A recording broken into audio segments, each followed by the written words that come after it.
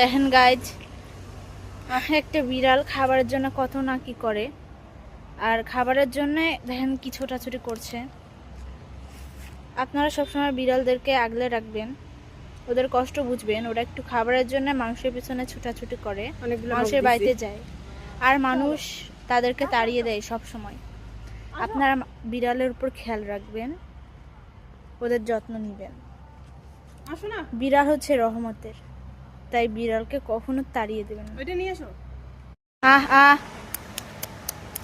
High গাছ, একটু খাবারের জন্য দেখেন কার পিছনে ছোটাছুটি করছে।